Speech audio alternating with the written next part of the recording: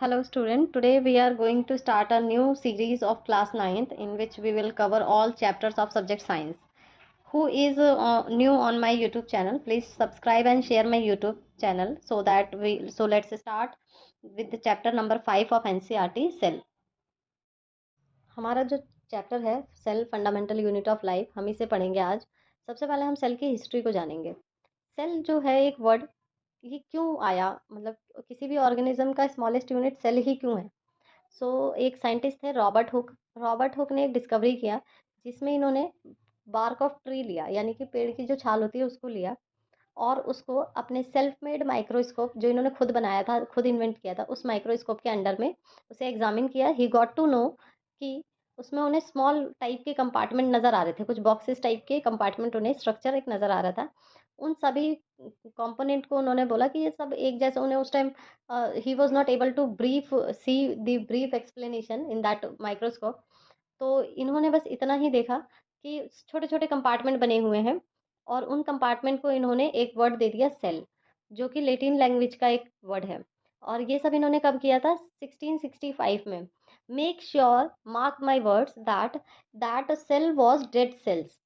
इन्होंने जो डिस्कवरी की थी वो डेड सेल्स की थी, क्योंकि बार्क ऑफ ट्री जो है, प्लांट से, पेड़ से, ट्री से काट देने के बाद उसका जो पार्ट, छाल बच जाती है, वो, उसमें हम क्या एग्जामिन कर सकते हैं? हम सिर्फ डेड सेल्स को ही एग्जामिन कर सकते हैं उसे। इन्होंने भी वही किया था। अगर आपसे बार बार क्वेश्चंस आते हैं एमसीक्यूज में, डेफिनेटली आते हैं कि डेड सेल्स की डिस्कवरी किसने की थी? रॉबर्ट हुक ने की थी। मेक श्योर, सेल्स की भी डिस्कवरी इन्होंने ही की थी। फर्स्ट सेल जो डिस्कवर्ड हुआ था वो डेड सेल हुआ था। Okay, now what is cell? Cell क्या है एक्चुअली में? सेल है क्या? ये तो हमने पढ़ा एक हिस्ट्री की। सेल जो है रॉबर्ट हुक ने डिस्कवर किया था, 1665 में किया था। इन्होंने जो डिस्कवर किया था वो डेड सेल्स थे।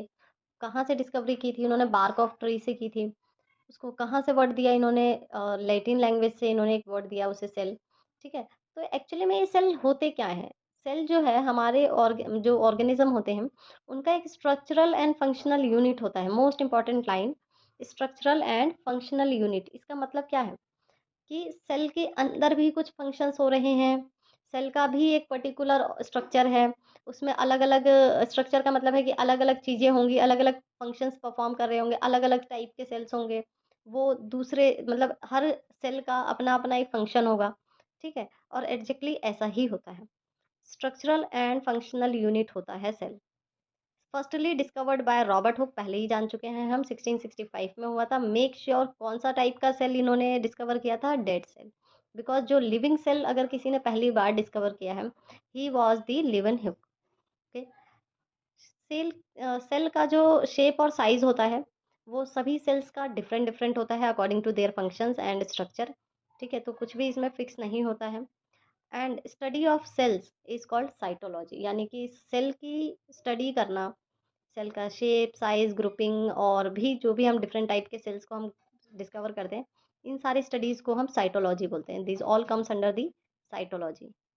अगर हम बात करें शेप और साइज की, सेल्स की, तो ये हर ऑर्गन का अलग अलग होता है, या हर टिश्यू के जो सेल्स होते हैं, जो इनकी ग्रुपिंग होती है, वो डिफरेंट डिफरेंट होगी। ओवल शेप के हो सकते हैं, हॉरिजॉन्टल शेप के हो सकते हैं, लंबवत हो सकते हैं, मतलब हिंदी में सर्कुलर हो सकते हैं, रेक्टेंगुलर हो सकते हैं, कैसे भी हो सकते हैं। It's totally depends upon their structure and जो भी उसमें उसके ऑर्गेनलीज हैं उसके ऊपर।